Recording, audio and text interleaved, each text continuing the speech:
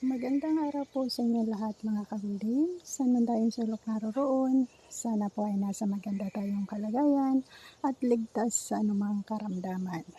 At ngayon guys, isi-share ko po sa inyo ang aral at bilang inspirasyon po sa ating buhay na bilang isang OFW tayo na maging matatag lang po tayo sa mga susunod na panahon.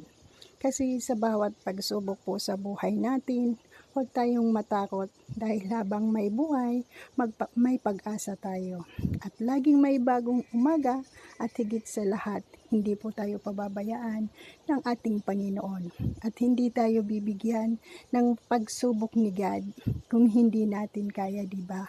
Alam natin na malakas tayo at matatag, matapang, at sinusubukan lang po tayo ng ating Panginoon. At sa paghinto po ng bagyo, muling sisikat ang araw. Ganon din ang mga pagsubok sa buhay na pag-asa sa bawat umaga sa ating naghihintay. Kaya sa bawat pagsubok sa ating buhay, huwag po tayong matakot dahil habang may buhay, may pag-asa po tayo. Ayan, guys, ang mga napapagdaanan natin na mga OFW. Kaya kung gaano man kalaki ang pagsubok na binigay sa atin ng mahal na Diyos, ganon din kalaki ang tiwala na malalampasan natin.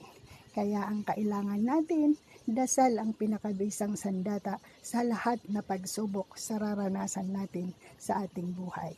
At ayan guys, sana po sa mga tulad kong OFW, ito po ay isang napagdadaanan natin at maging matatag lang tayo na hindi po tayo pababayaan ng mahal na Diyos. At maraming salamat po sa lahat na sumasubaybay ng aking mga video ina-upload. Mabuhay tayong lahat and may God bless us all. Mahal na mahal ko kayo.